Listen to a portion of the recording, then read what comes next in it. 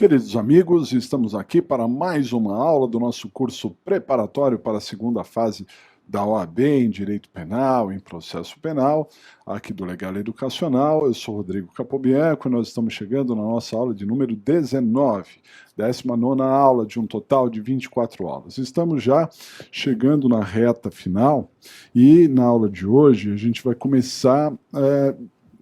não é que a gente vai começar uma revisão, porque a gente já tem revisado em outras aulas alguns assuntos, né? Mas daquelas 5 partes da peça que nós temos, que é o endereçamento, o preâmbulo, fato, direito e pedido, hoje a gente vai dar uma ênfase maior ao endereçamento. Por quê? Porque nós vamos falar de competência. Então nós deixamos para o finalzinho do curso para a gente falar sobre competência, embora a gente já tenha tratado sobre esse assunto durante o curso inteiro, né? Mas a gente deixou especificamente para dar algumas regras de competência para vocês, porque esse assunto cai com uma, assim, de uma forma avassaladora nas questões e, claro, nas peças. Você tem que saber o lugar, quem é o juiz que julgará, né, o tribunal que julgará determinados fatos, né? Então isso é bastante importante, por isso a gente deixou competência para falar agora no finalzinho, né? E também vamos falar de uma peça, a última peça, inclusive, que eu vou pedir para casa, para vocês fazerem, né? Depois as outras aulas ainda tem peças, mas aí eu já não vou pedir mais, nem daria tempo de corrigir. Então é a última das grandes peças que tem uma tendência de cair na prova. Então a aula vai ser bem agradável, né? Vamos lá, dá uma olhada. Então estamos aqui no nosso curso de penal e processo penal, né, para a segunda fase da OAB, e vamos tratar da competência, dos endereçamentos, né, mais expressivamente sobre a competência. Veja, o que é jurisdição? Quando a gente fala jurisdição, o que é jurisdição? Jurisdição vem do latim iuris dixere, dizer o direito. Iuris, direito, dixere, dizer o direito. Né? Então, quando a gente fala em jurisdição, nós estamos falando da capacidade de dizer o direito, ou seja, uma atribuição que o Poder Judiciário tem. Porque você sabe que para o juiz nós damos os fatos e ele nos dá o direito. Né? Então, o único que pode dizer o direito é o juiz. E isso eu estou dizendo de uma forma ampla, né? Não estou tratando de um juiz de primeira instância, pode ser um desembargador, um ministro, né? Qualquer magistrado, ele é capaz de dizer o direito porque ele tem jurisdição, ok? Mas imaginem os senhores que eu fosse um juiz no estado de São Paulo. Logo, eu teria a capacidade de dizer o direito aonde? No estado de São Paulo, né? Então, se eu sou juiz no estado de São Paulo, eu sou capaz de dizer o direito no estado de São Paulo. Mas eu pergunto aos senhores, eu posso dizer o direito em qualquer situação, em qualquer caso, em qualquer lugar do estado de São Paulo? Não. Por quê? Porque embora eu tenha a capacidade, se eu fosse juiz, eu teria a capacidade de dizer o direito, eu não teria a capacidade de dizer o direito em qualquer situação. Eu só teria a capacidade de dizer o direito em algumas situações. Né? Por quê? Porque eu sou limitado pela competência. Exatamente isso. Então, competência delimita o poder jurisdicional, né? Então, o que é competência? Competência é aquilo que delimita o poder jurisdicional. O poder de dizer o direito, que é um poder do juiz, né? Ele pode dizer o direito, mas ele pode dizer o direito não em todos os casos, não em todas as situações, ele só diz o direito em alguns casos, em alguns lugares, em algumas matérias, etc, etc. Né? Também vale destacar que, então, quando se fala de jurisdição, estamos falando da atribuição que o Poder Judiciário tem, né, de dizer o direito. É errado dizer, por exemplo, que o delegado tem jurisdição, porque o delegado ele não faz parte do Poder Judiciário, ele é do Poder Executivo. Então, o delegado tem circunscrição, ele não tem jurisdição. Quando se fala do promotor de justiça, do Ministério Público, ele também não tem jurisdição, porque ele não diz o direito, ele tem atribuição. Ele não faz parte do Poder Judiciário. Quem tem jurisdição é o juiz, mas só pode exercer essa jurisdição quando for competente, né? Bom, são vários os delimitadores para a jurisdição, né? Então, são diversas as regras de competência, né, que delimitam o poder jurisdicional. E tal qual o processo civil, que você tem a competência ratione loci, ratione persone, ratione materie, né, em razão de vários fatores, você tem jurisdição, você tem alguns delimitadores, aqui você também tem delimitadores, né? No processo penal são vários os casos de competência, várias as regras para formar a competência, ok? Então, dá uma olhadinha nas regras gerais. Competência determina-se pelo lugar, pela matéria, pela prerrogativa da função, pela conexão e continência e pela distribuição. Então, são várias as formas de gerar competência aqui, né? Várias as regras que se entrelaçam. Muitas vezes, essas regras têm que ser aplicadas ao mesmo tempo.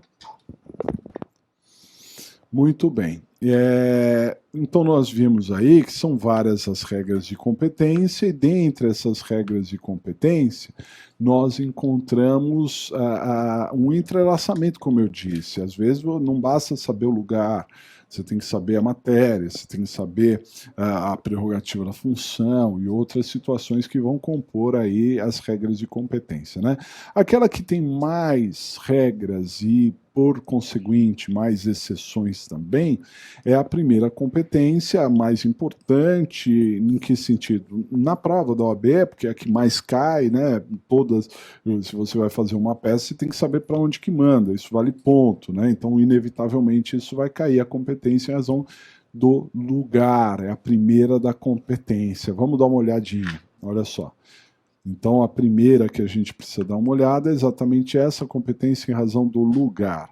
Então, em regra, o lugar competente é o da consumação do crime. Vamos ficar com essa ideia inicial, que o lugar competente é o lugar da consumação.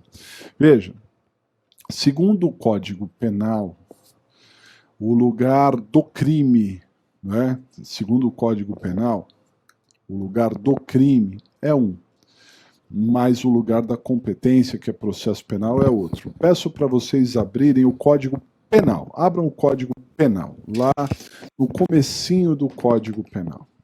Abram, vou abrir aqui também o Código Penal, né? No comecinho do Código Penal, só para vocês entenderem o alcance do que eu quero dizer para vocês. Então, logo nos primeiros artigos do Código Penal, nós encontramos uma regra sobre o lugar do crime.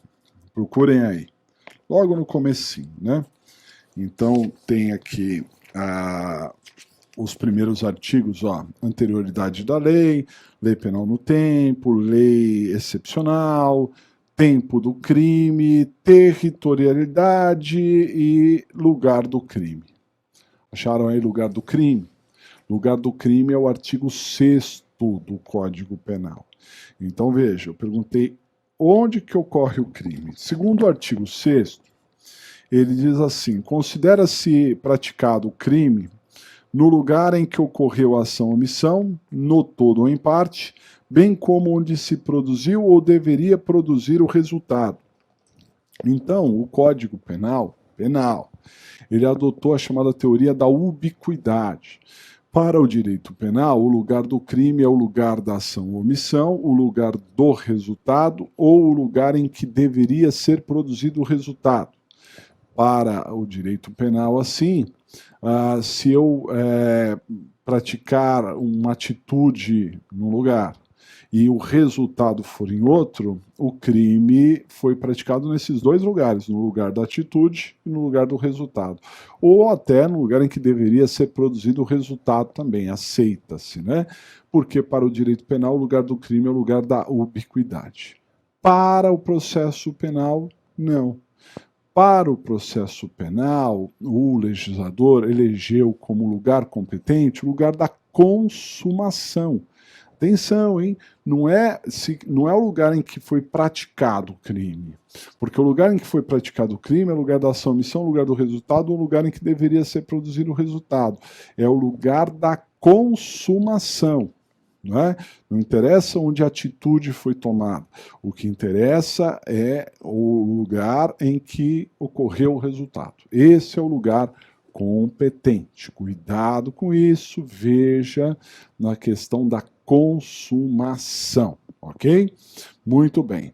Mas como nós já adiantamos aqui no slide, há exceções. Há casos que não se aplica o lugar da consumação. Alguns casos até um pouco óbvios, outros casos nem tão óbvios assim. Dá uma olhadinha.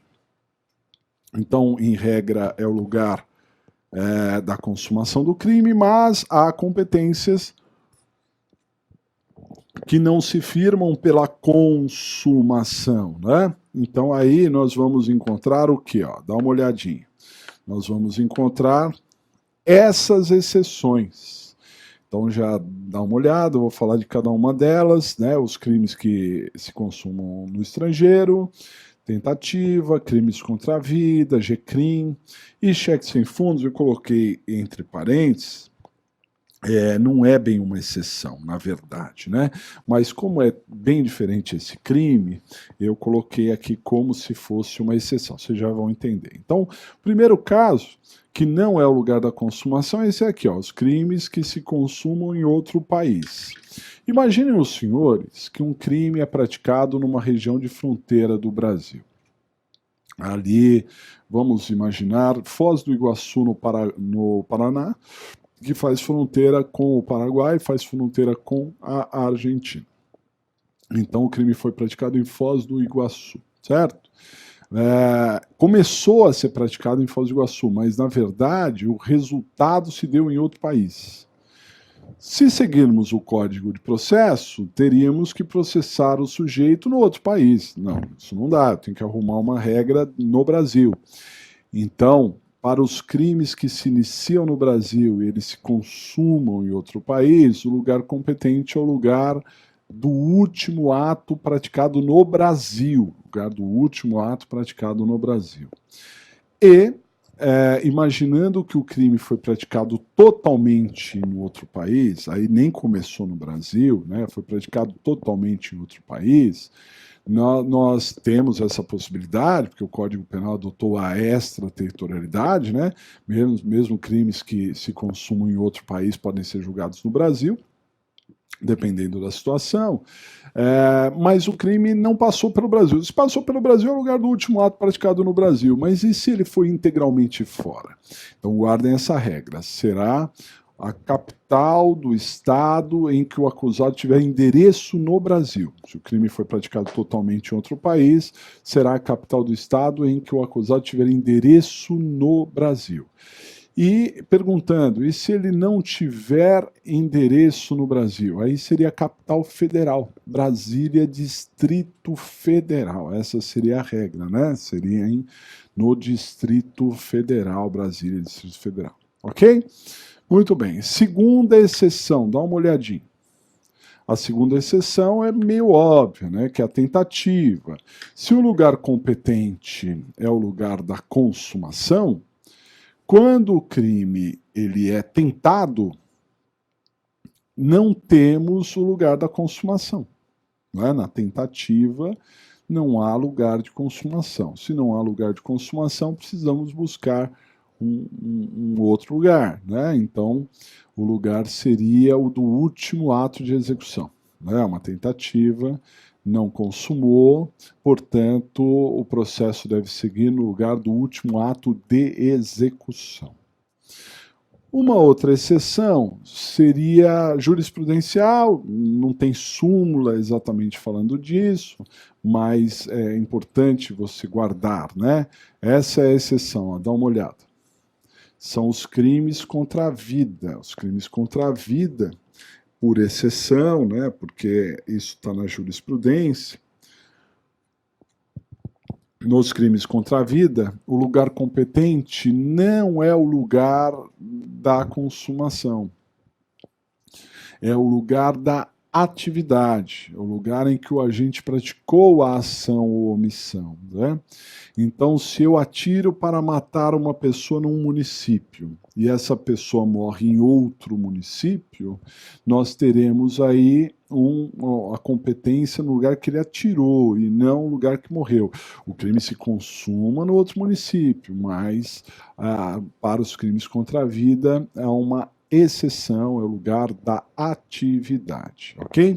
Outra exceção é essa aqui, ó, dá uma olhada.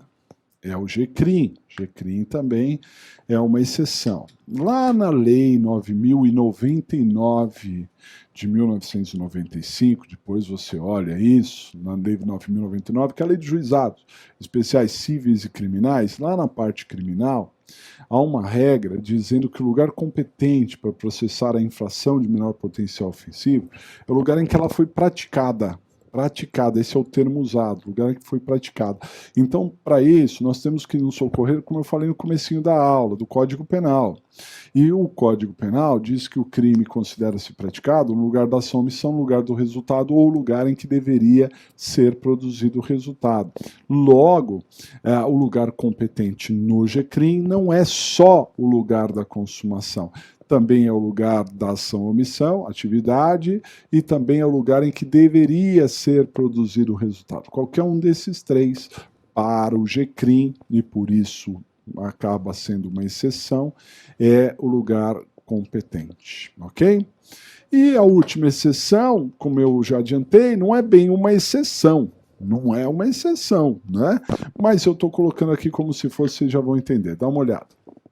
É o cheque sem fundos. É uma espécie de estelionato, né? Uma espécie de estelionato, modalidade cheques sem a devida provisão de fundos, né? Então, o que acontece? Vejam só o alcance. Imagine que eu moro em São Paulo e eu vou para um outro estado da federação, não é? Eu vou para a Bahia, vou para Salvador. Muito bem. E ele chegando lá, maliciosamente, eu quero dar um golpe, quero comprar alguma coisa dando um cheque sem fundo, certo? Então eu fico maquinando, vou enganar o baiano ali, né? Vou dar um cheque sem fundo e aí depois ele vai cobrar, ele vai se dar mal, né? E eu, né, com essa má fé total, vou lá e realmente dou um cheque sem a devida provisão de fundos. E o baiano, como é gente boa, né, ele acredita em mim e aceita o cheque, achando que o cheque vai compensar, né? Muito bem. Aí eu saio da loja já todo feliz, eu enganei o baiano. Só que, passado um tempinho, eu recebo uma ligação de um cliente meu. Ô, doutor, rapaz, você sumiu, hein? Você tava me devendo aí honorários, eu digo para ele, né? Aí ele diz, é por isso que eu tô ligando pro senhor, porque eu depositei, viu? Depositei lá na sua conta, tá lá direitinho que eu tava devendo pro senhor. Eu pergunto, que conta? Aquela conta do banco tal. Eu falo, não pode. Não é nesse banco. E aí, quando eu corro no banco, o que aconteceu? O cheque que eu dei lá na loja, que ia voltar sem fundo, não voltou. Compensou porque tinha fundos. Dá para entender? Então, o que aconteceu? Eu pratiquei algum crime? Não. porque por mais que eu tenha a intenção, eu acabei não executando, né? O cheque não voltou, né? Ele se compensou, não tem crime nenhum aí, tá certo? Então, com essa pequena história que eu contei, nós podemos constatar quando que consuma o estelionato modalidade cheque sem fundos? No momento em que eu emiti o cheque? Não.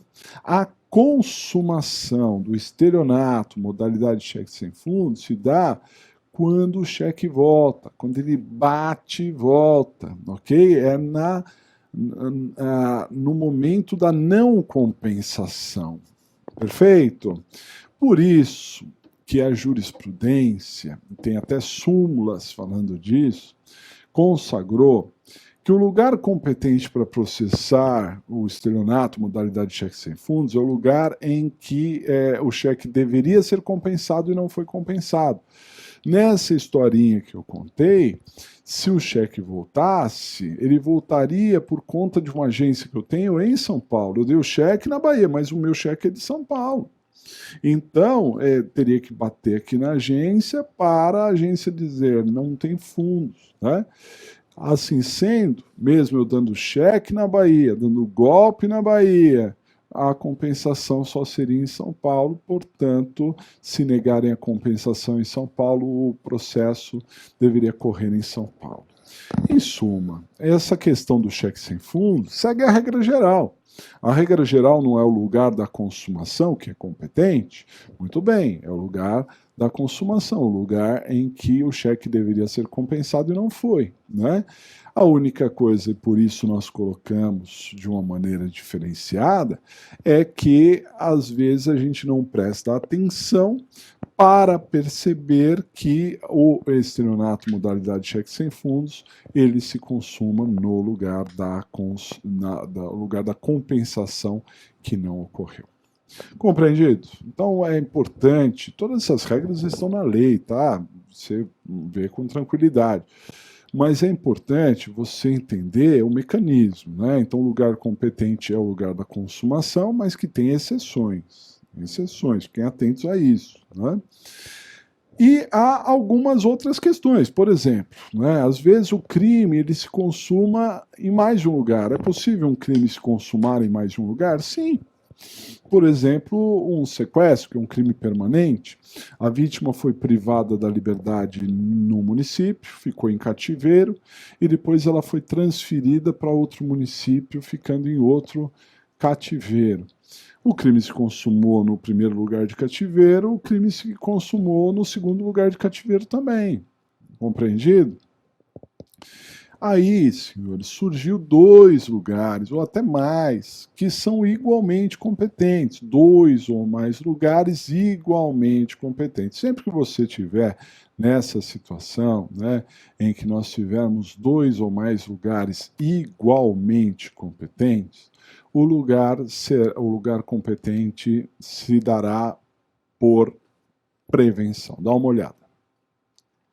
Então, se o crime se consumar em mais de um lugar, por exemplo, um crime permanente, nós teremos que usar da regra de prevenção. O que é isso? Prevenção para esses assuntos é um santo remédio, né? Toda vez, guardem isso, toda vez que você olhar lá na prova e ver que tem 2 lugares igualmente competentes, prevenção. O que é prevenção? O juiz que tomou conhecimento primeiro, o juiz que se manifestou, mesmo que seja na fase de inquérito, se torna o juiz prevento, não é? Prevenção. Pode ser um, pode ser outro. A mesma regra, ou seja, a prevenção, nós vamos utilizar também quando nós tivermos dúvida entre 2 municípios. Porque, às vezes, fica uma dúvida, não que eu não sei onde foi cometido, mas tem dúvida. Porque o município ele é fronteiriço com outro, às vezes eles se dividem por uma rua, né, uma praça, e desta forma eu questiono, será que o crime ocorreu desse lado da rua? ou do outro lado da rua, né? Então, quando eu tiver 2 ou mais lugares igualmente competentes, né, ou dúvida entre 2 municípios, prevenção. Colocamos isso no slide, olha só. Então, se houver dúvida entre 2 lugares de consumação, prevenção, como é a dúvida entre 2 municípios. Compreendido?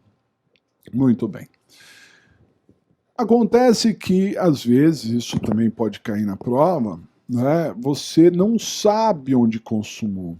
Não é uma questão de ficar em dúvida entre um município e o outro, não. É que nós não sabemos onde consumou. Se eu não souber onde consumou, aí eu tenho que abrir mão de uma outra regra, que é até certo ponto simples. Dá uma olhada. Se não se souber o lugar da consumação, nós vamos ocupar do endereço do acusado, né? Não sabendo o lugar da consumação, será o endereço do acusado. E, é claro, mesma coisa que a gente falou um pouquinho antes. E se ele tiver mais de um endereço ou nenhum endereço? Aí surgiu aquela dúvida. A dúvida você resolve por prevenção. Se tiver mais de um endereço ou nenhum endereço, prevenção. Para finalizar essa regra maiúscula aí de competência, que é a competência pelo lugar, nós temos uma regra específica para o crime de ação penal privada. Quando a ação penal for exclusivamente privada, ação penal privada, né? Nos crimes de ação penal privada, o lugar competente se dá pelo foro de opção.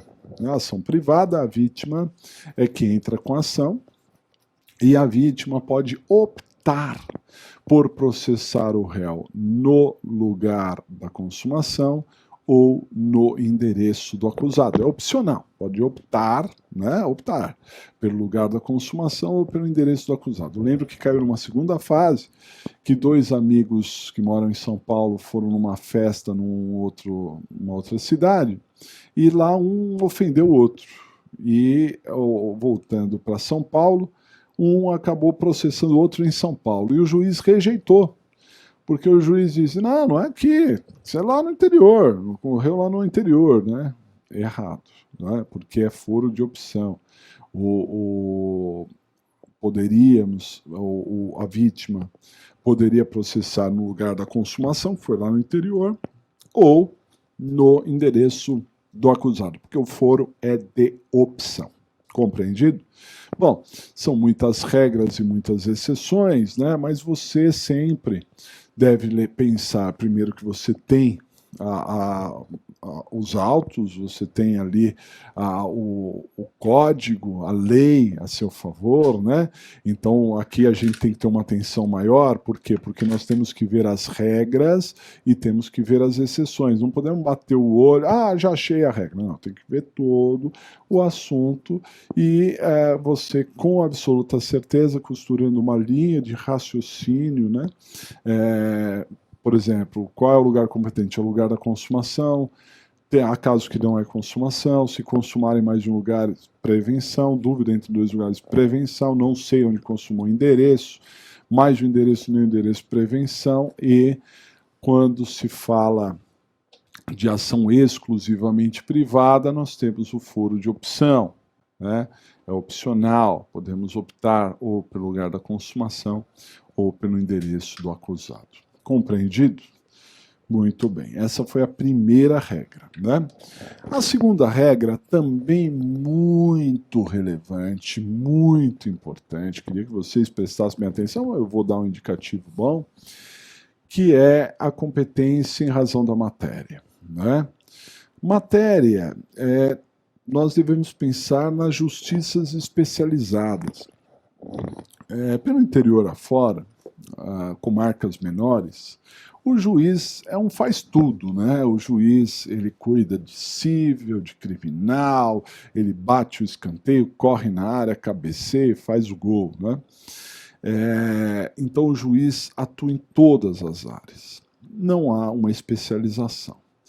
Mas na medida em que as comarcas vão se tornando maiores, você vai encontrar foro especializado, né?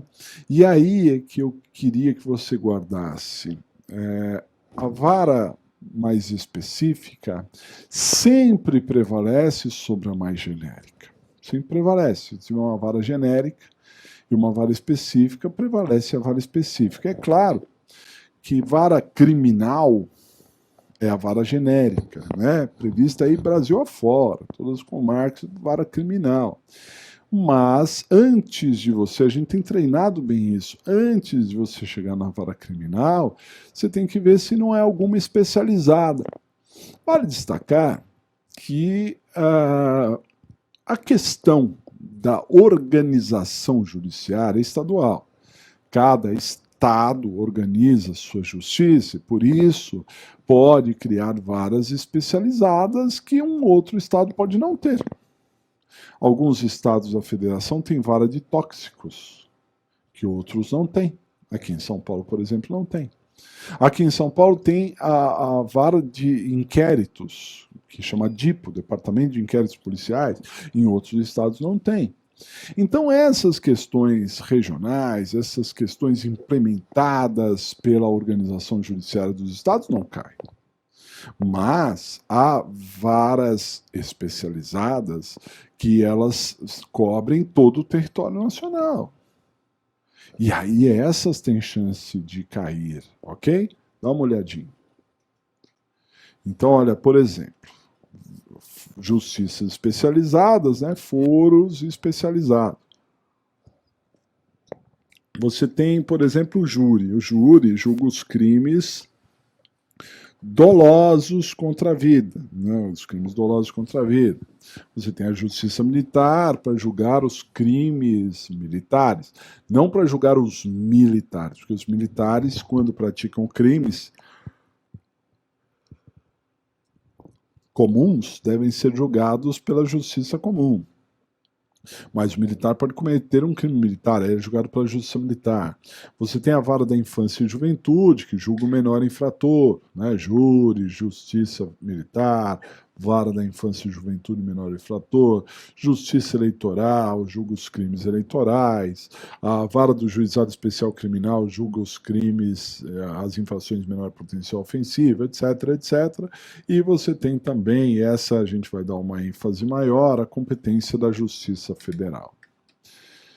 Vejam só, a competência da Justiça estadual, que é a regra, é residual. O que eu quero dizer com isso? A competência da Justiça estadual é residual. Porque primeiro eu vou ver se é caso da Justiça Federal. Eu vou olhar na lei se é caso de Justiça Federal. E tudo que não for da Justiça Federal será da Justiça Estadual. Tudo que sobrar, todo o resíduo da Justiça Federal vai para a Justiça Estadual. Por isso, é importantíssimo você perceber que a competência da Justiça Federal ela está na Constituição Federal. Mais precisamente no artigo 109 da Constituição Federal. Né? Então, abram, por gentileza, o artigo 109 da CF. Vamos marcar e entender alguns conceitos lá sobre os crimes que são federais. Lembrando que tudo que não estiver no artigo 109 será da Justiça Estadual. Não tem justiça militar, não tem justiça municipal. O que não é federal cai na Justiça Estadual, ok? Abriram aí o 109 da Constituição Federal? Agora dá uma olhada na tela. Então, artigo 109 diz assim: aos juízes federais compete processar e julgar, na parte criminal, os crimes políticos. Então, os crimes políticos é a Justiça Federal, já matou aí o assunto. E as infrações penais praticadas em detrimento de bens, serviços ou interesses da União. União que tem interesse, né?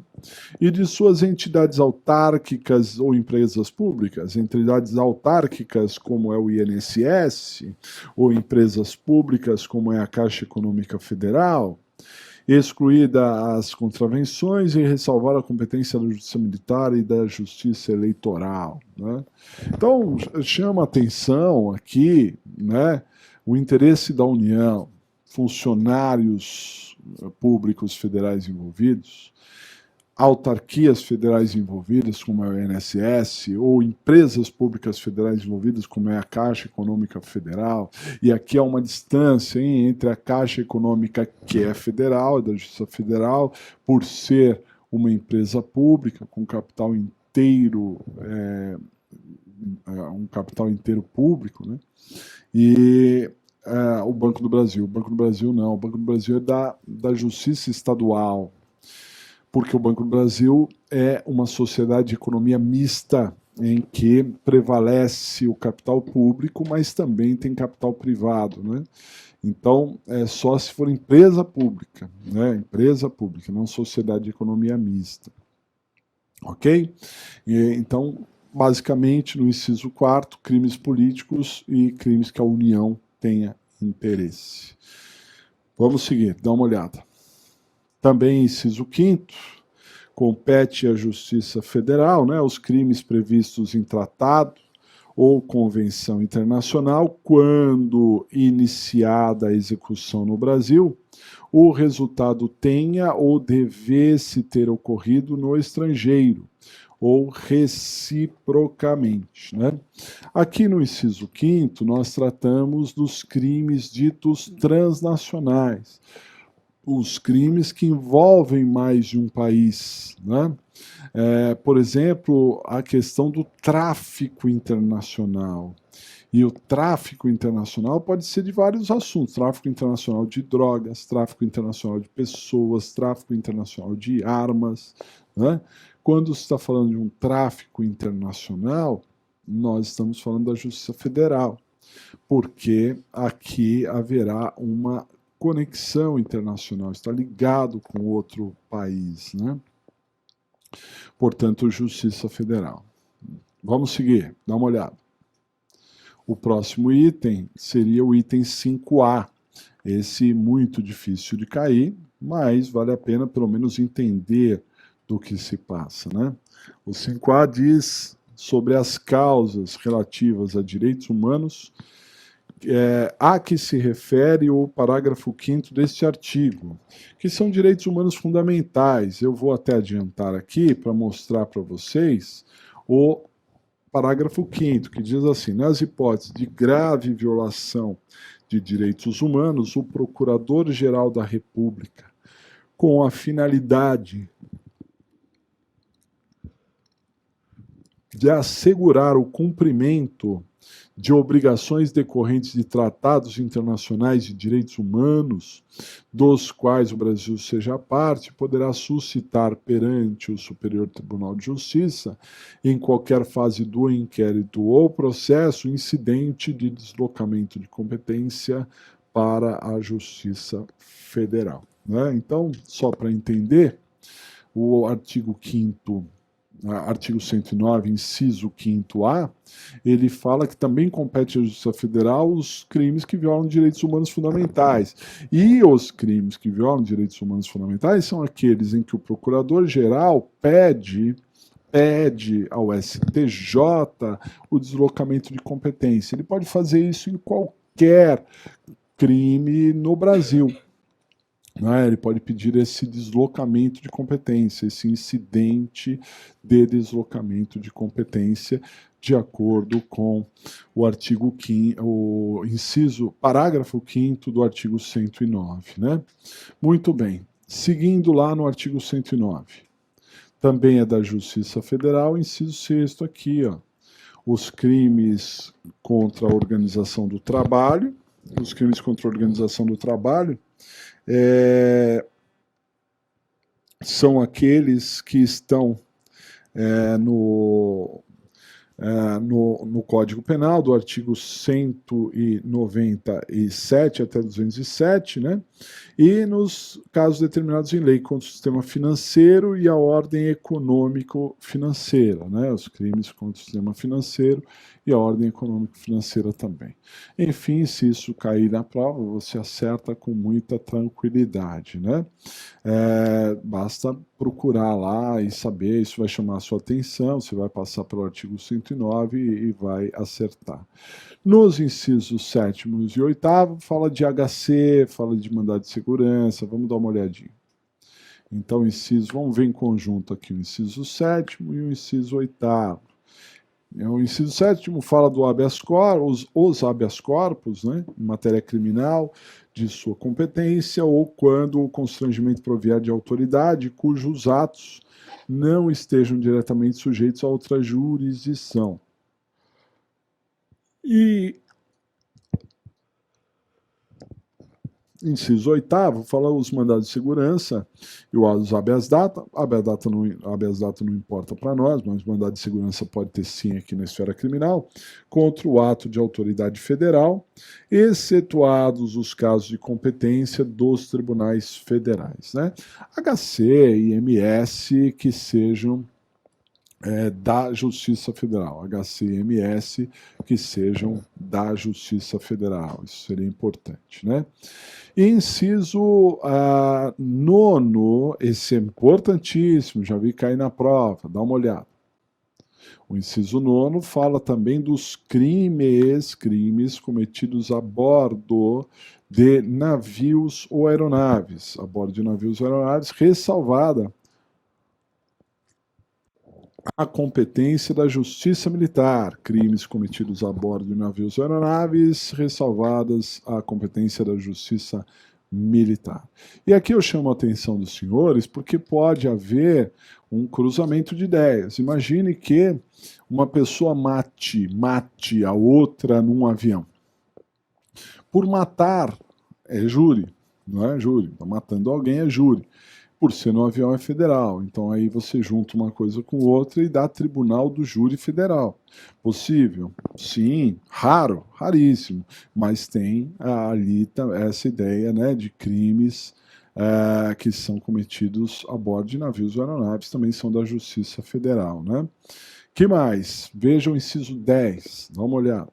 O inciso 10 fala sobre os crimes de ingresso ou permanência irregular de estrangeiro, a execução de carta rogatória após o exequatur e de sentença estrangeira após a homologação, as causas referentes à nacionalidade, inclusive a respectiva opção e a naturalização.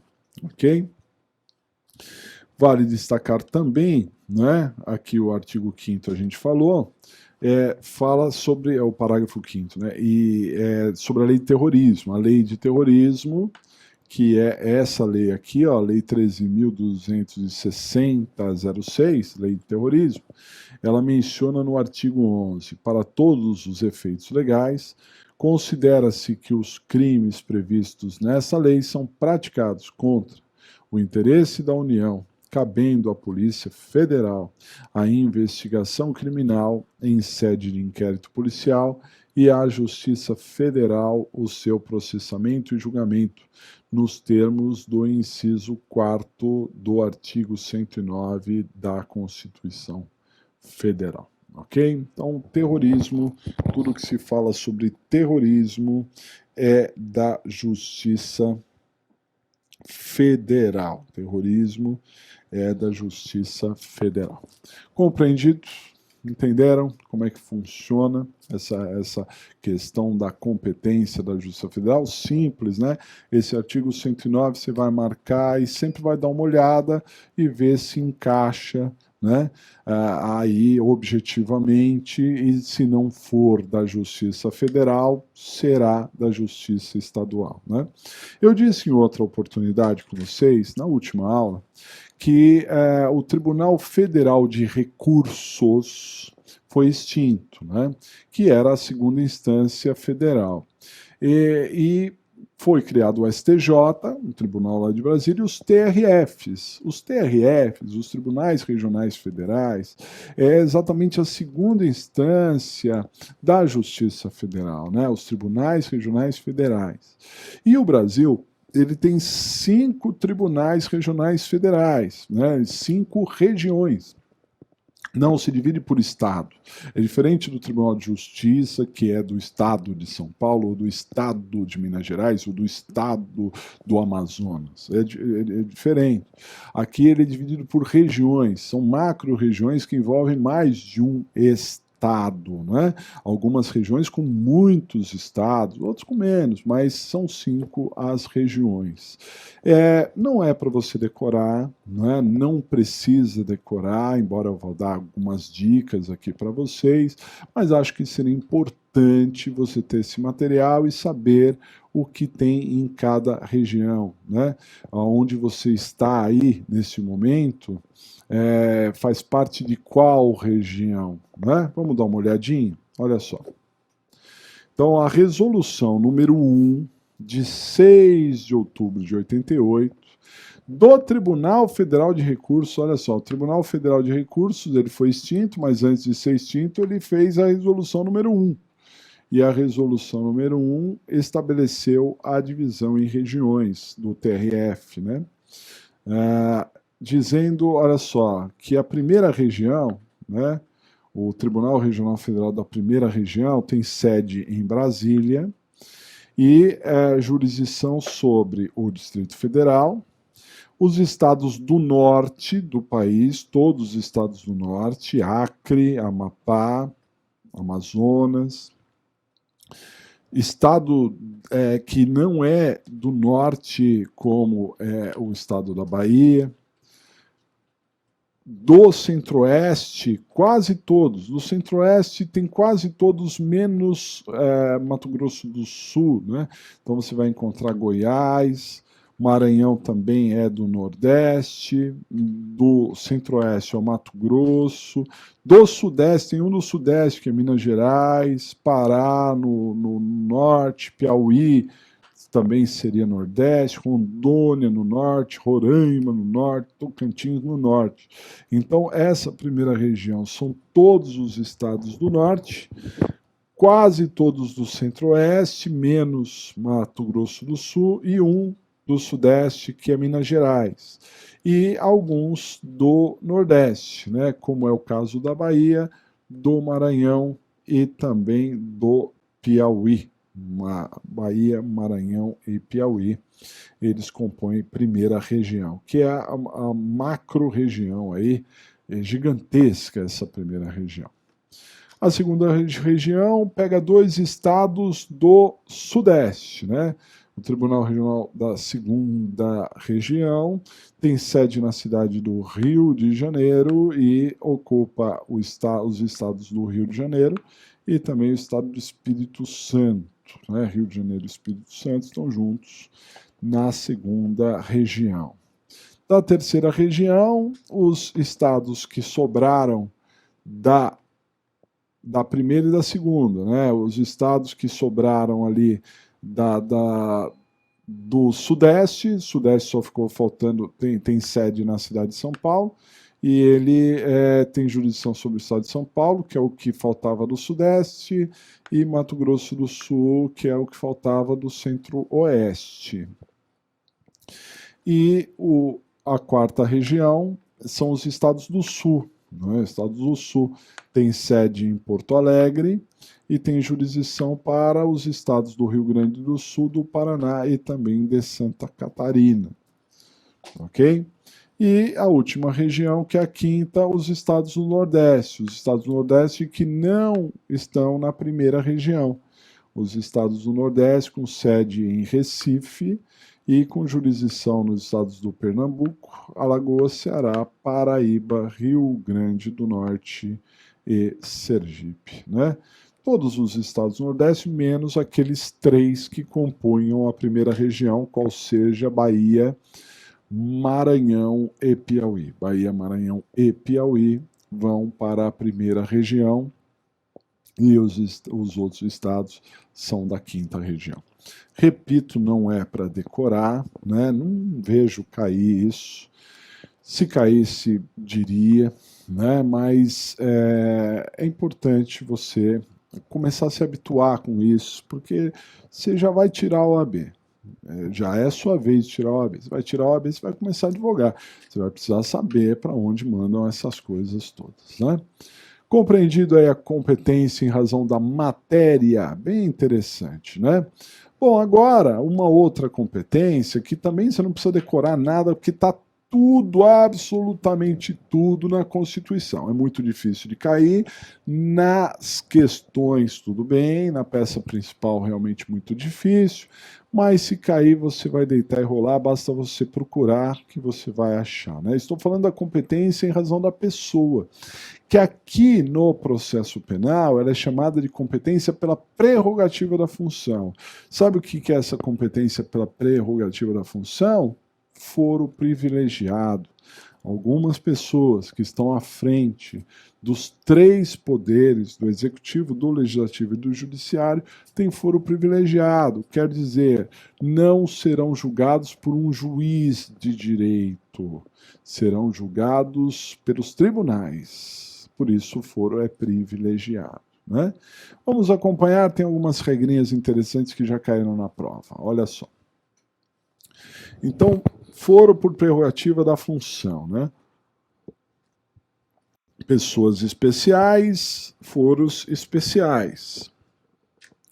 Então, muitas pessoas, não precisa decorar, não, só saber que muitas pessoas têm prerrogativa da função. Presidente da República, vice, ministro, governador, prefeito, deputados, senadores, juízes, embargadores, promotores, procuradores de justiça, etc, etc, etc. Quer saber onde esses caras todos serão julgados? É só você olhar na Constituição Federal a prerrogativa das funções lá na Constituição Federal. Isso mesmo, né? Se você olhar a competência pela prerrogativa da função, é só olhar, por exemplo, quer saber quem vai ser julgado pelo STF? Olha o artigo 102 da Constituição. Quem vai ser julgado pelo STJ? Artigo 105. Quem vai ser julgado pelo TRF? Artigo 108. Quem vai ser julgado pelos TJs? Artigo 125. É só olhar, não tem galho nenhum, não é? Só vale destacar de cara que o vereador, de todos esses que estão nos três poderes, o vereador não tem foro por prerrogativa da função, né? Vamos dar uma olhadinha nas competências aí da Constituição Federal. Dá uma olhada. Então, nós temos aqui as hipóteses do foro por prerrogativa da função previstos na Constituição Federal, né? Vamos dar uma olhadinha nesse foro prerrogativa da função da Constituição Federal. Então vejam só. Compete ao Supremo Tribunal Federal, artigo 102, não precisa decorar não, só para vocês verem, né? Compete ao Supremo Tribunal Federal, principalmente a guarda da Constituição, cabendo-lhe, né, na linha B ali, nas infrações penais comuns, o julgamento, né, do presidente da República, do vice-presidente, dos membros do Congresso Nacional, dos seus próprios ministros, do Procurador-Geral da República.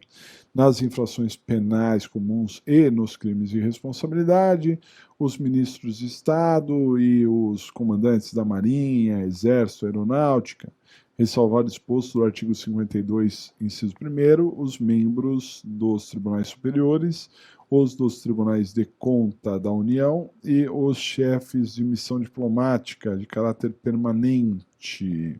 Ok? Isso é o STF. E no STJ, aí, como eu disse, artigo 105, né? Quem é que vai ser julgado pelo STJ?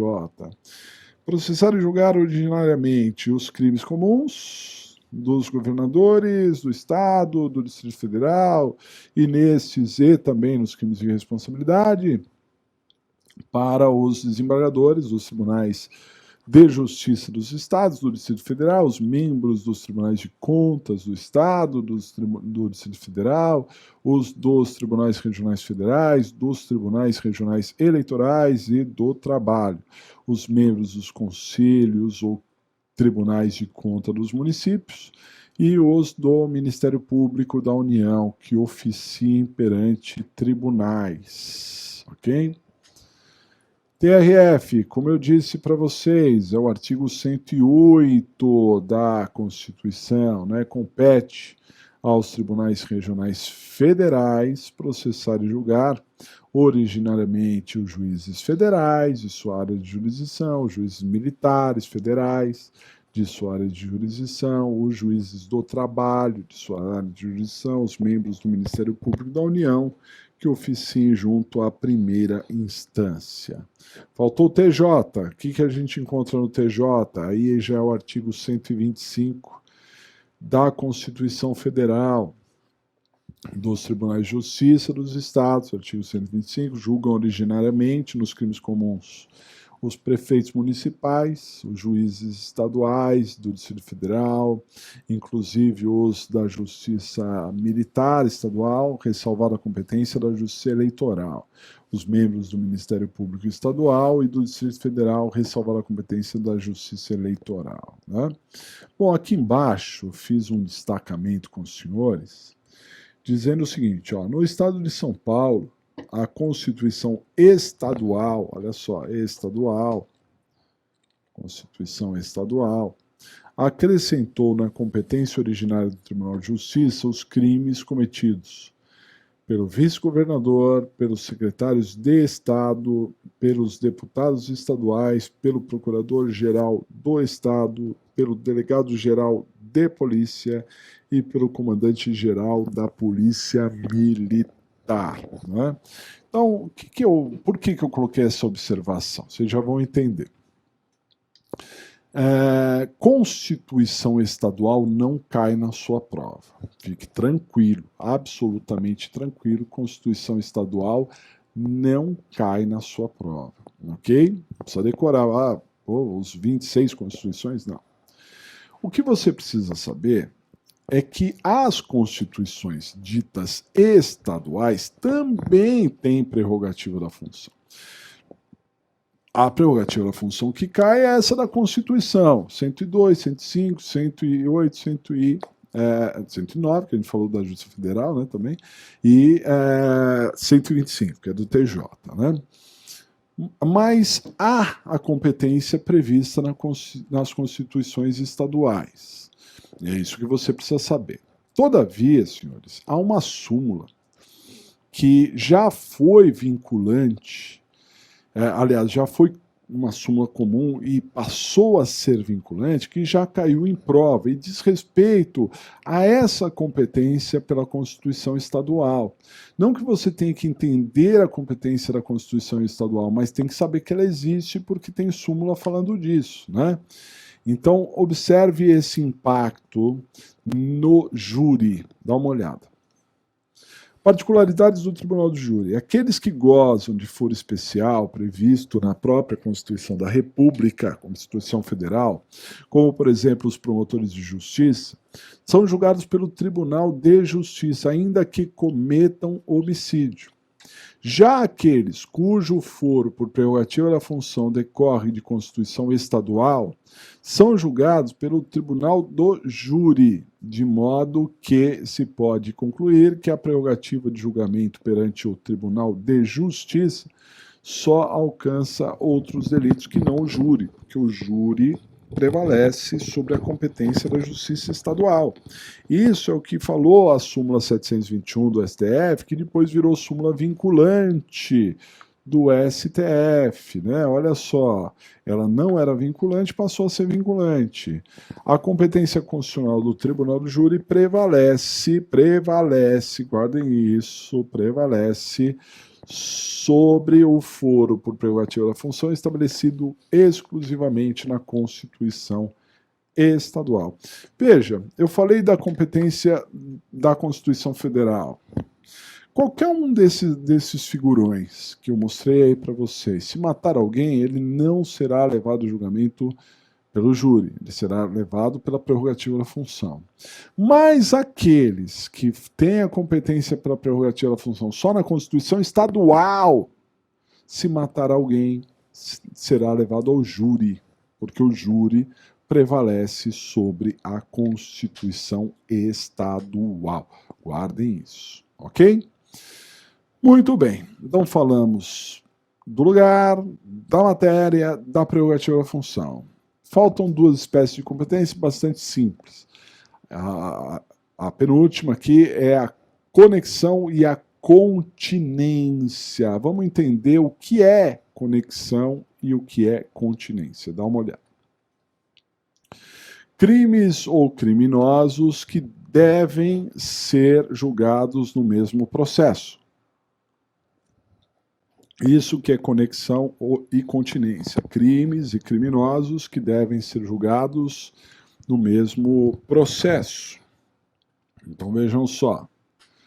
Quando se fala em continência, a continência ela se dá no concurso de agentes, também chamado de concurso de pessoas, ou no concurso formal de crimes. Então, se houver um concurso de pessoas ou houver um concurso formal de crimes, nós teremos uma continência, né?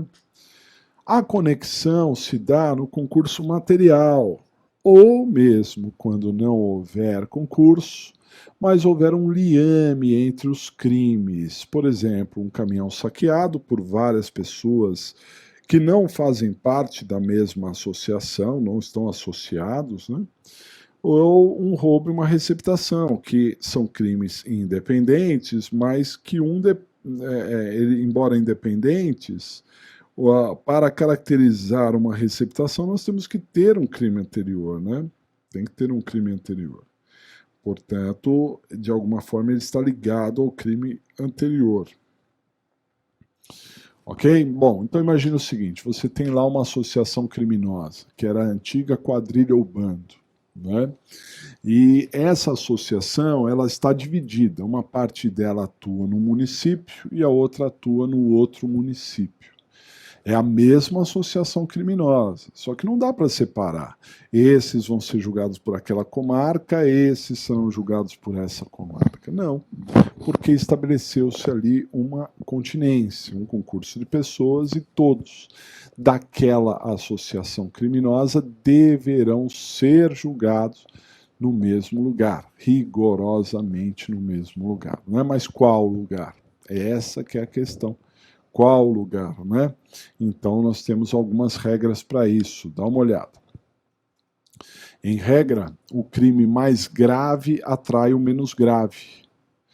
Então imagine que o sujeito praticou dois roubos em uma comarca e 5 furtos em outra. 2 roubos numa comarca, 5 furtos em outra. E são conexos, estão ligados. Ok? Prevalece quem? Roubo. Porque roubo é mais grave, né? Então, mas teve mais furtos. Não importa a quantidade. 2 roubos prevalecerá e atrairá os 5 furtos. A quantidade, ela só se torna relevante, importante, quando você tem crimes da mesma espécie. Então, se você tiver 2 roubos aqui e 5 roubos aqui, os 5 prevalecem sobre o 2. Compreendido? E se eles estiverem absolutamente iguais? 2 roubos aqui, 2 roubos aqui. Ou naquele exemplo que eu dei da associação criminosa, que é a mesma associação aqui e aqui. Bom, quando surgir essa dúvida insanável de 2 lugares ou mais que sejam igualmente competentes, prevenção. O lugar competente é o lugar do juiz que tomou conhecimento primeiro, que se manifestou primeiro, ainda que seja na fase de inquérito, mas aquele que se manifestou primeiro, né? Prevenção. Perfeito. O júri o júri, ele atrai quase todo mundo, né? O júri é engraçado porque ele atrai até os crimes que são mais graves do que aqueles crimes do júri serão julgados pelo júri também. Ele atrai todo mundo menos 3. Tem 3 casos que o júri não atrai de jeito nenhum. Nunca vai atrair, né? Quais são os casos que jamais são atraídos pelo júri? Dá uma olhada. O tribunal do júri atrai todos os crimes e criminosos, menos 3. Olha só, menos o crime militar próprio. Crime próprio de militar não vai a júri, nem o crime eleitoral também não vai a júri de jeito nenhum, e também o menor infrator, né? Crime militar, crime eleitoral e menor infrator. Esses 3 não vão a júri. Então, se o menor ele ajudar o maior a praticar um homicídio, o maior será julgado pelo júri e o menor será julgado pela vara da infância e juventude. A vara da infância e juventude. Compreendido? Tem que separar.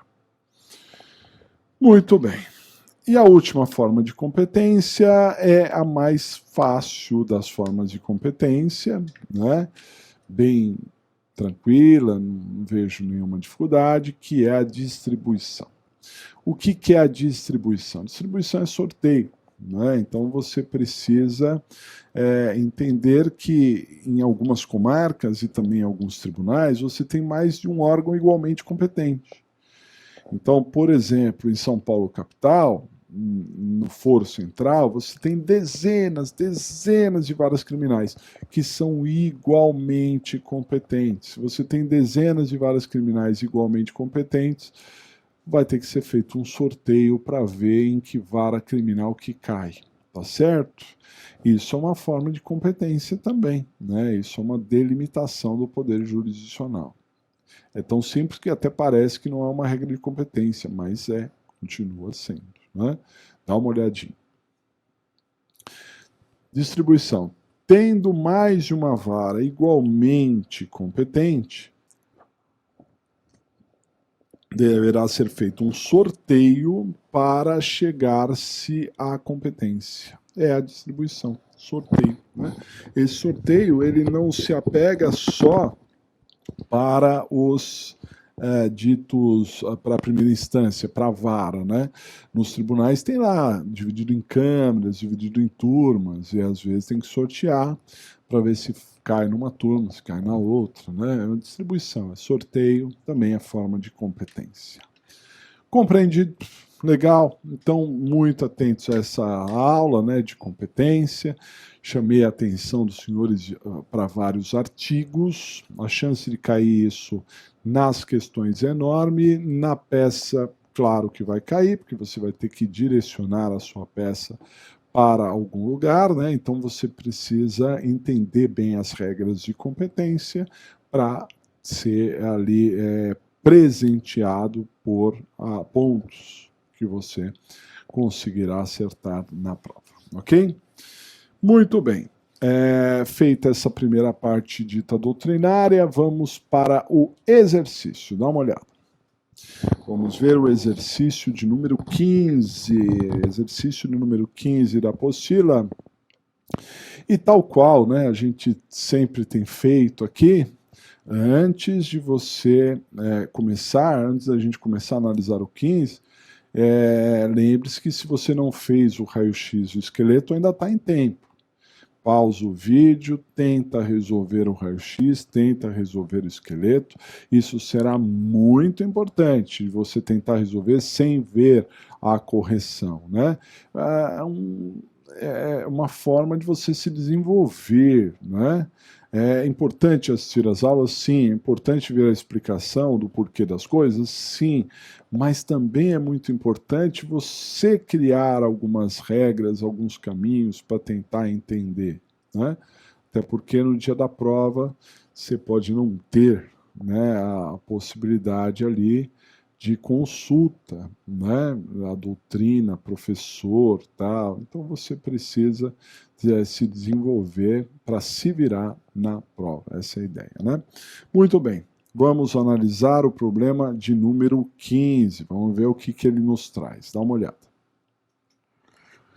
O problema número 15 diz o seguinte: Rodrigo Malta, Rodrigo, a gente boa, né? Rodrigo Malta, solteiro, nascido em 4 de 5 de 1976, em São Paulo, capital, residente na rua Pedro Afonso, número 12, Moema, né?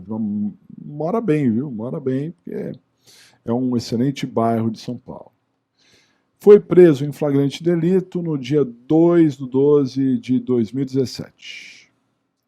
Em 9 de 12 de 2017, foi denunciado, bem rápido ali, né? Como incurso nas sanções previstas do artigo 14, caput, e do artigo 16, parágrafo único, inciso 4º, ambos da Lei 10.826 de 2003, porte de arma de fogo de uso permitido e posse de arma de fogo de uso restrito, com a numeração raspada, de acordo com o artigo que dispõe o artigo 69 do Código Penal. Penal brasileiro. O advogado de Rodrigo pleiteou a liberdade provisória de seu cliente. Entretanto, o pleito foi indeferido pelo juiz Acó, que assim se manifestou. E aí passa a dizer o que o juiz mencionou para negar ali a liberdade, né? Após analisar os autos, entendo que o pedido de liberdade provisória formulado não merece acolhida. Com efeito, os crimes imputados ao acusado são sobremaneira graves, indicando a prova indiciada até o momento, indiciária até o momento, que o acusado é provavelmente soldado do tráfico, o que só será dirimido com exatidão durante a instrução. De outro lado, a primariedade de bons antecedentes não são pressupostos a impor a liberdade de forma incontinente, destacando-se que, em casos como o presente, melhor razão está com a bem pautada promoção do Ministério Público, que oficiou contrariamente à liberdade provisória. Isto posto, indefiro o pedido de liberdade provisória. A defesa, então, impetrou habeas corpus perante o Tribunal de Justiça do Estado de São Paulo, objetivando a concessão de liberdade provisória, sob o argumento de que o decreto de prisão cautelar não explicitara a necessidade da medida nem indicara os motivos que a tornariam indispensável, entre os elencados no artigo 312 do Código de Processo Penal. A ordem, contudo, restou denegada, confirmando-se a decisão do juiz Acó, em razão do disposto no artigo 21 da Lei 10.826 de 2003, muito importante, né, esse dispositivo, que proíbe a liberdade provisória no caso dos crimes de posse ou porte ilegal de arma de uso restrito. Registre-se que Rodrigo Malta é primário, possui bons antecedentes e compareceu à delegacia e ao juiz todas as vezes em que foi intimado. Outro sim, não demonstrou qualquer intenção de fuga. Considerando a situação hipotética apresentada na condição de advogado ou advogada contratado ou contratada por Rodrigo Malta, interponha a peça jurídica cabível diversa de habeas corpus em favor de seu cliente, diante da denegação da ordem. Ok? Muito bem. Então, esse é um problema enorme, gigante, né? E que leva a confusões. Se você não se organizar, se você não fizer a coisa direito, você pode se complicar, não é? Porque realmente é um problema longo, mas assim, o grau de dificuldade dele é muito pequeno. A peça que nós veremos, né, que é a última peça, inclusive, que eu vou pedir para você desenvolver em casa, ela é bem tranquila de ser feita, mas requer alguns detalhes, assim, um pouquinho mais de atenção por parte aí dos senhores, né? Então vamos primeiramente para o raio-x. Dá uma olhadinha. Análise do problema. Raio-x. Primeiramente, primeira página do raio-x aqui. Quem é o seu cliente? É o Rodrigo Malta, né? E ele está na condição de réu ou na condição de vítima? De réu, como é na franca maioria dos casos, né? Muito raramente é a vítima. Aqui é réu. Terceiro item, ele está preso ou ele está solto? No caso, ele está preso, né? Tanto é que você está tentando soltá-lo. Está sendo vítima ou está sendo acusado de que infração? Na verdade, infrações. Ele está sendo acusado de acordo com o artigo 14 do Estatuto do Desarmamento e também do artigo 16 do Estatuto, né? 2 crimes.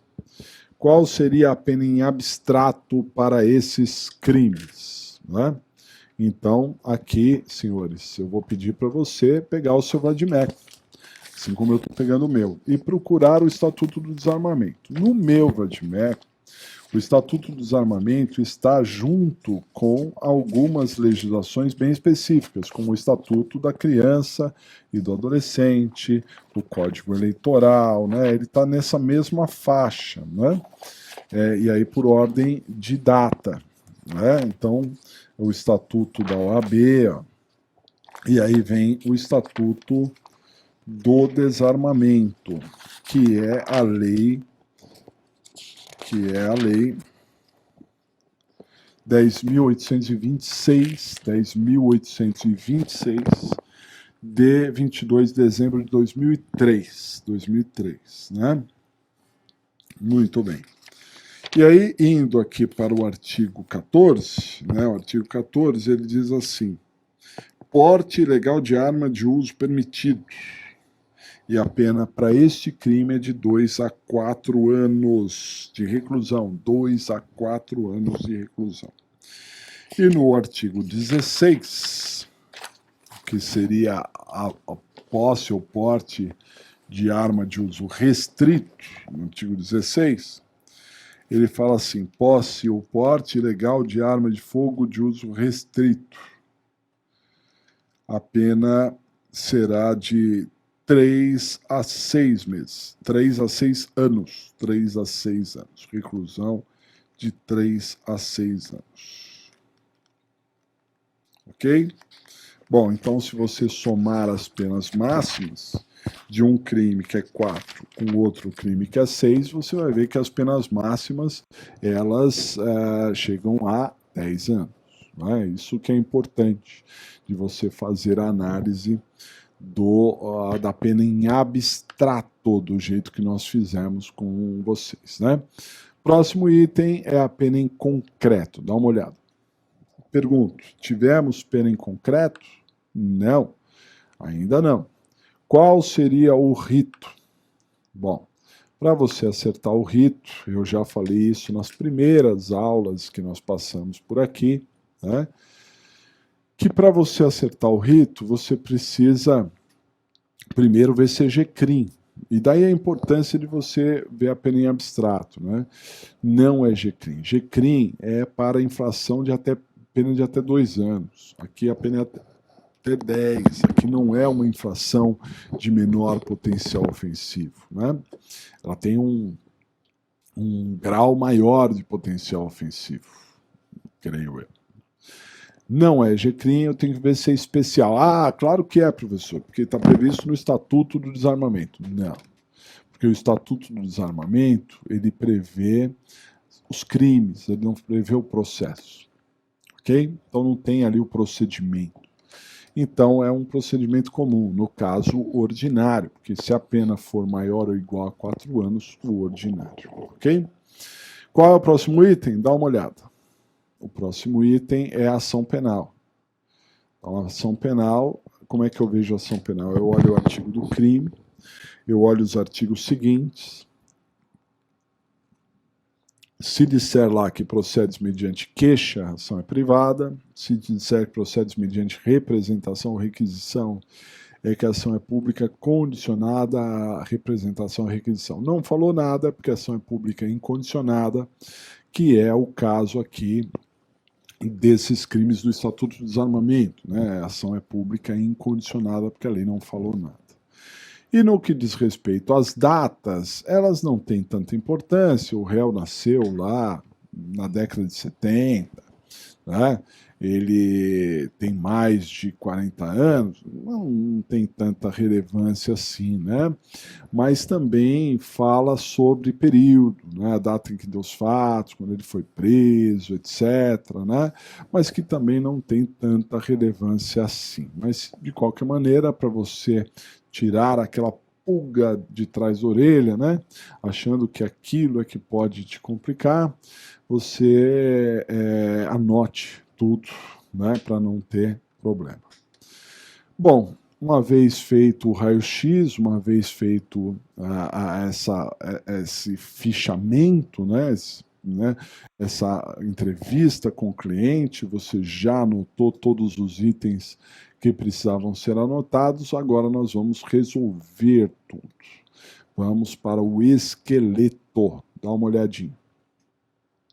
Uma vez feita a análise objetiva, você deve partir em direção à solução, que é o esqueleto, né? E como é que nós vamos buscar isso? Primeira coisa é o momento processual.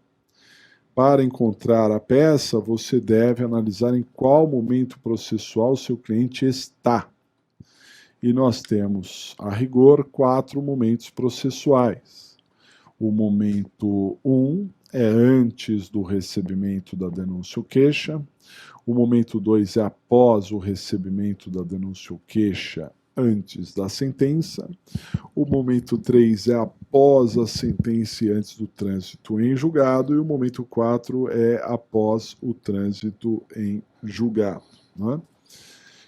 Muito bem. Por que é importantíssimo a gente fazer essa distinção? Por eliminatória, né, senhores? Porque de um universo de peças que nós temos, nós vamos reduzir esse universo drasticamente, né? Nós vamos tentar perceber qual o momento, porque a gente elimina 75% de probabilidade. Vai ficar muito pouco. Não é? E aqui uma curiosidade para os senhores, né?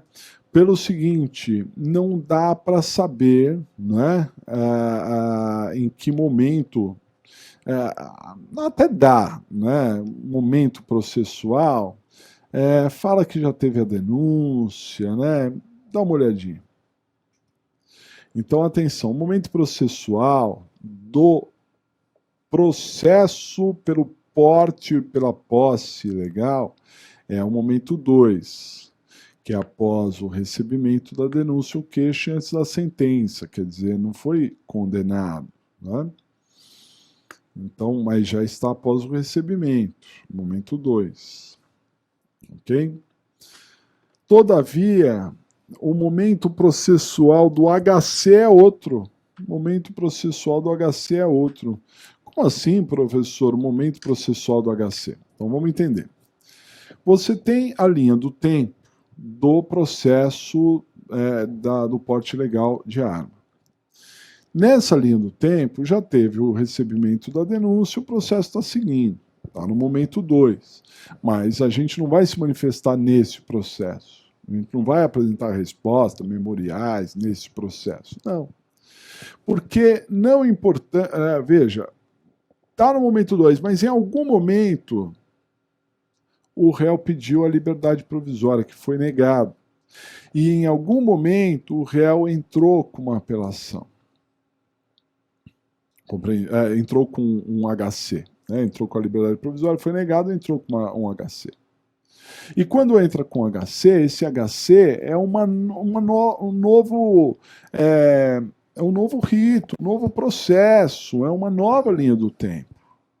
Vocês sabem muito bem que o HC é uma ação autônoma. Então, se o sujeito está entrando com HC, ele está entrando com uma ação. E nessa linha do tempo do HC, que seria uma segunda linha, um outro processo, nós estamos nesse momento aqui, ó, dá uma olhada. Estamos no momento 3. Por quê? Porque o HC já foi julgado, mas não transitou em julgado o julgamento, né? Então, o HC já foi julgado. E aí, concederam a ordem ou negaram a ordem? Negaram a ordem. Negaram a ordem. Essa é a decisão, né? Agora, essa decisão negando a ordem de habeas corpus, ela já transitou? De jeito nenhum. Então, o que cabe aqui? Cabe recurso. É momento 3. Teve a sentença no habeas corpus e eu preciso recorrer dessa sentença do habeas corpus, ok? E aí, da decisão que nega habeas corpus, pelo tribunal, cabe o quê? Dá uma olhadinha. Peça processual. Dependendo do momento processual, você poderá utilizar uma espécie de peça processual. Aqui no caso é o ROC. O ROC, peça boa de cair, hein? Que é o recurso ordinário constitucional. Esse é o ROC, recurso ordinário constitucional. Senhores, o ROC ele está previsto em 2 artigos da Constituição. O ROC ele está previsto no artigo 102, porque ele pode ser direcionado para o STF, e o ROC está previsto no artigo 105, porque ele pode estar direcionado para o STJ, né? Segundo o artigo 102, cabe ROC quando o HC for negado pelos tribunais superiores. Por exemplo, você entrou com HC no STJ e o STJ negou o habeas corpus. Se o STJ negou o habeas corpus, então você vai entrar com um ROC perante o STF de acordo com o artigo 102, ok? Que não é o caso aqui, porque quem negou o habeas corpus não foi um tribunal superior, não foi o STJ, não foi o TSE, ok? No artigo 105, diz lá que cabe o ROC da decisão do Tribunal de Justiça ou do Tribunal Regional Federal, né? E aí o ROC vai para o STJ, que é o que aconteceu aqui. O nosso réu, ele, por seu advogado, né, pediu a liberdade provisória para o juiz, claro, o juiz negou, e ele entrou com um HC no TJ. E aí o que fez o tribunal? Negou, não é? Então, da decisão do tribunal negando, cabe o ROC para o STJ, de acordo com o artigo 105, inciso 2, a linha A da Constituição Federal, né? O ROC para o STJ. Compreendido? Ok? Muito bem. Uma vez que você descobriu qual é a petição, que é o ROC, o recurso ordinário constitucional, também chamado de recurso em habeas corpus ou recurso em mandado de segurança, não é? Nós precisamos saber a competência. Dá uma olhadinha. Competência. Descoberta a peça adequada e sua estrutura, você deve definir a competência. E para isso, use do seguinte método. Verifique para qual instância você se manifestará. Se você vai para a primeira instância para o juiz, para a segunda instância para o tribunal ou para um tribunal que está em Brasília, que é o caso, né? Você vai para o STJ, conforme a gente já disse. Porém, lembre-se que todo recurso, você deve interpor na instância que deu a decisão. E quem deu a decisão, senhores, foi o tribunal. Atenção! Embora você vá entrar com o ROC para o STJ, conforme a gente já explicou, quem deu a decisão foi o TJ, né? Então aí você deve interpor o recurso no órgão adequado, que é o TJ, e não é qualquer TJ, o TJ de São Paulo, porque os fatos se deram em São Paulo, não é? Então é o TJ de São Paulo, Você interpõe, aí você pede que as razões sejam encaminhadas para o tribunal. Razões encaminhadas para o tribunal, que no caso é o STJ. Compreendido? Muito bem. Aí, senhores, uma vez que você já sabe qual é a peça, você sabe qual é a competência, você tem que encontrar a tese. Só que a tese está pronta. Eu tenho dito aos senhores que recurso, na minha opinião, seria uma boa cair para os senhores. Por quê? Porque quando você recorre, você já tem uma decisão que você não gosta. Então você vai pegar aquela decisão e vai debater sobre ela, tentando mudar a opinião, mudar o foco, né? E aqui você tem, sim, uma decisão que negou habeas corpus. E é dessa decisão que você não gostou. Não gostou, né? Então você teria que analisar essa decisão, essa ideia, né? Que são, na verdade, os pontos discutíveis, né? Vamos ver, dá uma olhada. Definida a peça e a competência, é o momento de se encontrar a ou as teses, né? Então, grife no problema apresentado todos os pontos discutíveis.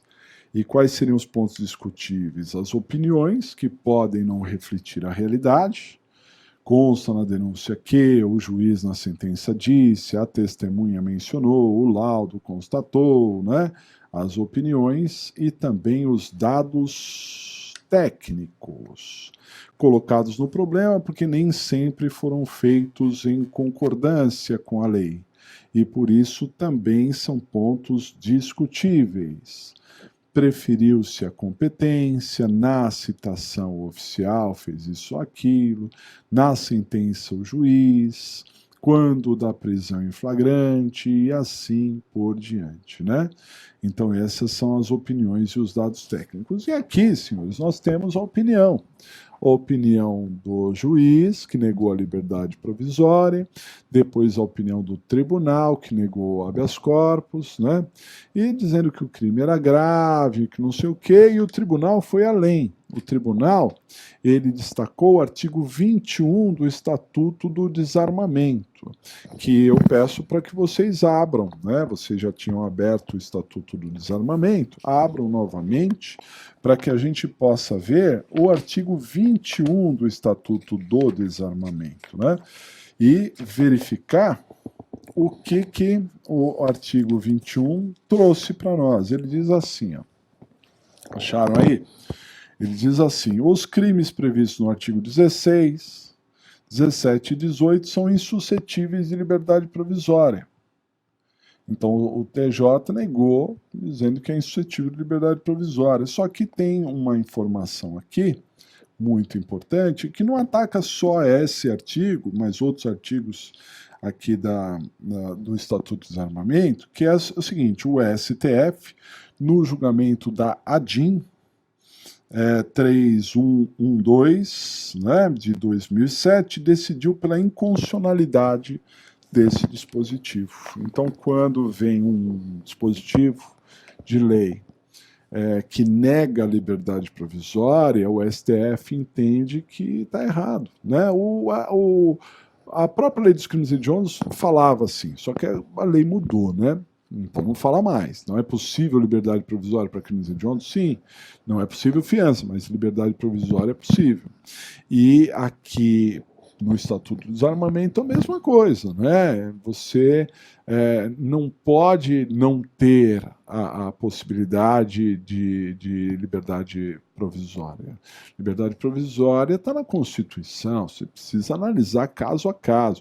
Não pode vir uma lei genérica e dizer assim, não pode ter liberdade provisória. Pô, ela está prevista na Constituição, artigo 5º, inciso 66, né, prevê a possibilidade de liberdade provisória. Agora, vamos ver caso a caso, né, aquelas situações em que o réu possa merecer e outras situações que ele possa não merecer, não é? Isso também é um fato, né, importante de ser analisado, ok? Então, na verdade, cabe liberdade? Sim, a gente precisa discutir uma sequência, né, senhores? Por isso que, assim, na minha opinião, o rock, que não caiu ainda como peça principal no unificado, mas já caiu nas questões algumas vezes, ele tem mais chance de cair do que uma própria liberdade provisória. A HC não tem caído, né? Mas por que é mais fácil cair um rock do que cair uma liberdade provisória? Porque dentro de um rock tem uma liberdade provisória. Só que o rock é mais completo, tem questões de competência, artigo, datas, né? A propósito, aqui o problema não mencionou para você entrar com o rock no último dia do prazo, mas se dissesse, o prazo do rock é 5 dias, previsto lá na Lei 8.032 de 1990, né? 8.032 é que trata lá do processamento perante o STJ, perante o STF, né? Então, 8.032, é isso mesmo, né? Agora, surgiu uma pequena dúvida aqui. Essa lei, parcialmente, ela foi modificada. Ela foi modificada pelo novo Código de Processo Civil, né? O novo Código de Processo Civil, ele mudou muito da Lei 8.032, mas ela ainda continua valendo em muitos aspectos, né? Então, deixa eu só abrir aqui para vocês. 8.038, desculpem, eu falei 8.032, é errado, 8.038 de 1990, que institui os procedimentos penal e processo perante o STJ e o STF, 8.038. E lá no artigo 30, que continua em vigor, diz assim: recurso ordinário em habeas corpus.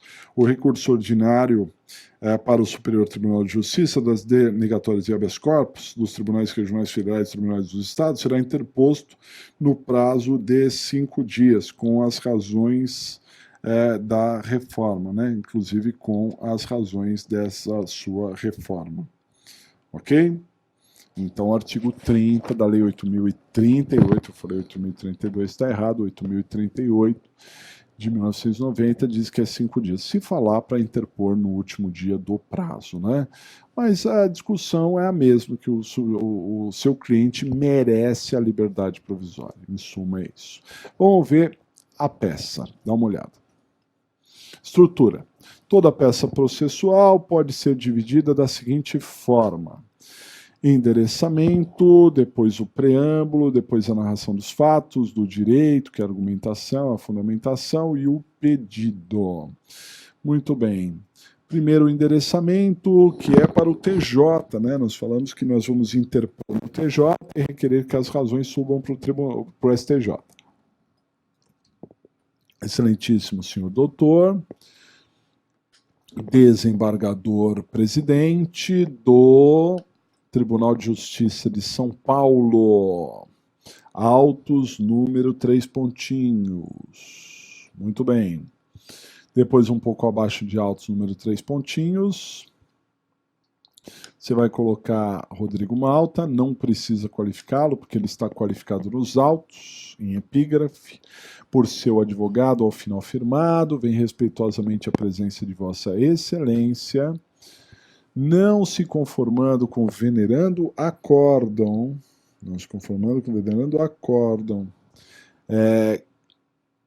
que denegou a ordem de habeas corpus, do mesmo interpor recurso ordinário constitucional, nos termos do artigo 105, inciso 2, alineado à Constituição Federal e Lei 8.038/90. Não precisaria colocar artigo 30, não, né?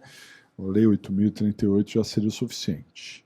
Na outra linha, outro sim, requer que as razões inclusas sejam encaminhadas ao Egrégio Superior Tribunal de Justiça. Muita atenção na redação, hein? Muita atenção, o tribunal é o Superior Tribunal de Justiça, né? Não é o Supremo Tribunal de Justiça, por exemplo, seria um erro capital. Superior Tribunal de Justiça. Termos em que pede deferimento, coloca-se lá o local, coloca-se a data, advogado, 3 pontinhos, OAB, 3 pontinhos.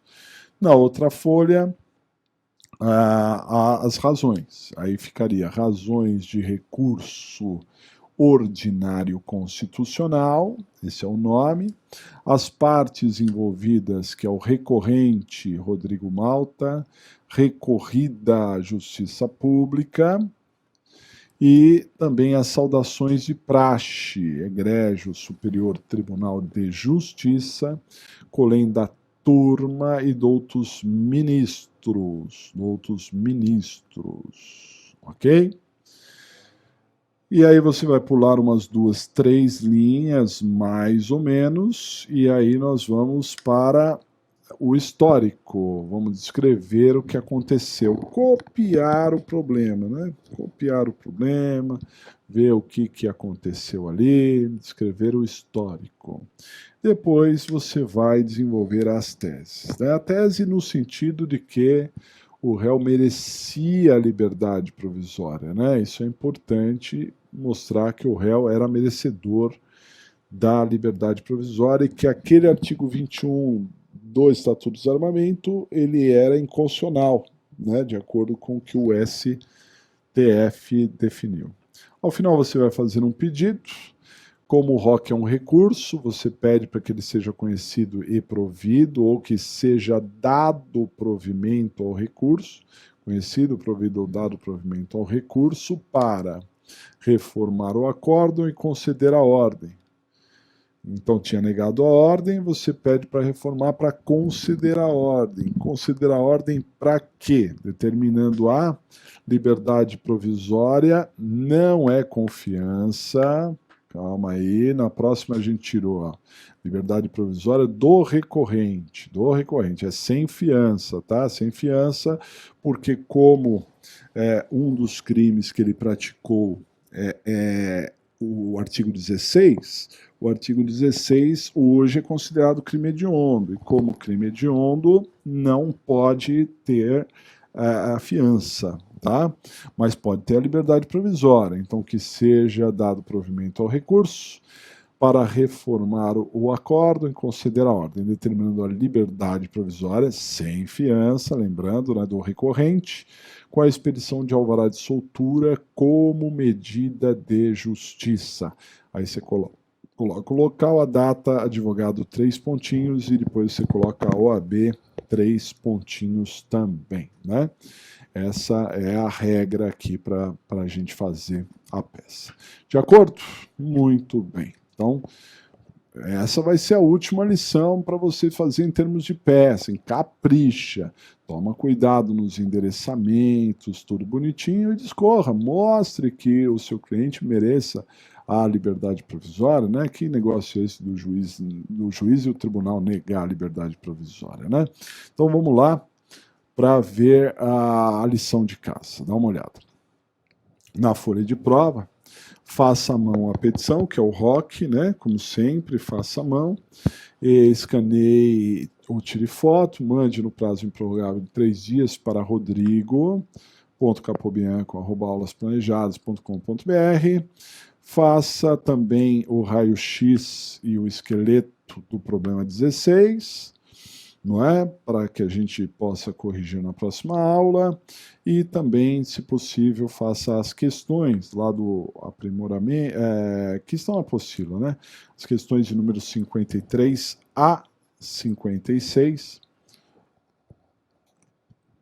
para depois vocês assistirem às aulas do aprimoramento, né? Mas primeiro tenta fazer as questões. Compreendido, pessoal? Muito bem, então nós vamos ficando por aqui, uma grande satisfação estar com vocês, não é? Falamos de assuntos importantes hoje, competência, ROC, né? É bom você dar uma olhadinha nisso, Estatuto do Desarmamento, passamos um pouquinho lá por ele, né? Então é importante dar uma olhada nesses temas, porque eles são fundamentais para o seu desenvolvimento aí para a prova. Legal? Então, um grande abraço para vocês e até a próxima oportunidade.